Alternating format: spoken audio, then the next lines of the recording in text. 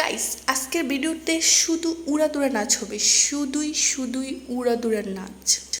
হ্যাঁ, আমরা আসলে যাচ্ছিলাম ফুচকা খাওয়ার জন্য। ফুচকা খেতে যাওয়ার সময় দেখি উড়াদুরা নাচ হচ্ছে, উড়াদুরা গান চলতেছে। তো ভাবলাম যে চলো দেখে আসি কিসের নাচ কিসের গান। আসলে আমাদের গ্রামের স্কুলে সাংস্কৃতিক অনুষ্ঠান চলতেছিল। আমরা যখন গিয়েছিলাম তখন হচ্ছে নাচ চলতেছিল। তো ভাবলাম যে যাই, গিয়ে নাচটা একটু এনজয় করে আসি।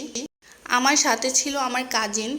আসলে আমি যখন স্কুলে পড়তাম তখন হচ্ছে এই ধরনের সাংস্কৃতিক অনুষ্ঠানগুলোতে পার্টিসিপেট করতাম, যেটা আমার ছোটোবেলার স্মৃতিটাকে মনে করিয়ে দিল।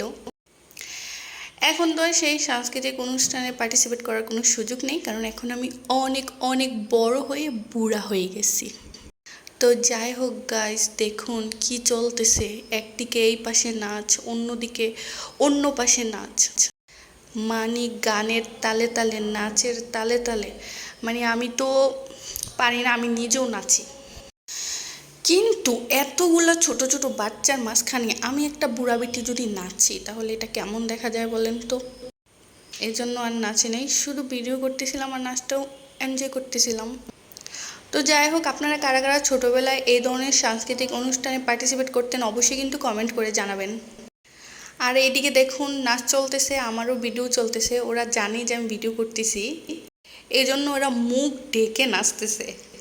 মানে যাই হয়ে যাক না কেন, নাচ বন্ধ হবে না। আপনারা হয়তো ভাবতেছেন এমন সময় আবার স্কুলে সাংস্কৃতিক অনুষ্ঠান হয় নাকি। আসলে এটা হচ্ছে ফেব্রুয়ারি মাসের ভিডিও, সরি ফেব্রুয়ারি না, জানুয়ারির লাস্টের দিকের ভিডিও। না না না, সরি, জানুয়ারি লাস্টে না, আসলে ভুলে গেছি, জানুয়ারি ফেব্রুয়ারি ওই রকম টাইমের একটা ভিডিও। মানে ওই টাইমটাতে তো স্কুলে সাংস্কৃতিক অনুষ্ঠান চলে। তো তখনই হচ্ছে এই ভিডিওটা করা, কিন্তু আপনাদের সাথে শেয়ার করা হয়নি। এরকম আরও অনেক ভিডিও আমার হচ্ছে মোবাইলে জমে আছে, যে ভিডিওগুলো আসলে শেয়ার করা হচ্ছে না, আপলোড দেওয়া হচ্ছে না। মানে ভালোই লাগে না আমার ভিডিও এডিট করতে, ভয়েস দিতে, কেন জানি মানে এত অলসতা এসে গেছে আমার মধ্যে, আমি জানি না। তো যাই হোক, আমার এই যে অলসতা সেটা কাটিয়ে আমাকে আমার ব্লগিংয়ে আবার রেগুলার হতে হবে। কারণ ব্লগিংটাকে আমি আমার একটা শখ হিসেবে নিয়েছিলাম। ভাবতাম যে অনেকে ব্লগ করে তার ডেইলি যে অ্যাক্টিভিটিসগুলো আছে সেগুলো শেয়ার করে। তো আমারও প্রথম প্রথম ভালো লাগতো। পরবর্তীতে যখন আমার 4th ইয়ার ফাইনাল এক্সাম শুরু হয়ে যায়, তখন হচ্ছে আমার উপর একটু পড়ালেখার চাপ পড়ে আসে। তারপর হচ্ছে আমি টিউশনি করাইতাম, টিউশনি করানো, তারপর হচ্ছে পড়ালেখা করা, তারপর হচ্ছে আমি তো ম্যারিড অনেক আগে থেকেই, আমার সংসার, মানে সব কিছু মিলিয়ে না সব কেমন জানি হিজিবিজি হয়ে গেছিলো। যার কারণে হচ্ছে আমি ব্লগিংয়ে তেমন একটা টাইম দিতে পারতেছি না এখন। তো যাই হোক, এখন থেকে চেষ্টা করব সবসময় রেগুলার ব্লগ দেওয়া। এটা সবসময় বলি, কিন্তু পরে আর দেওয়া হয় না। তো আমরা চলে আসছি একটা রেস্টুরেন্টে। এখানকার ফুচকাটা এত ভালো, এত মজা। আমার এলাকায় এই ফুচকাটাই হচ্ছে বেস্ট ফুচকা।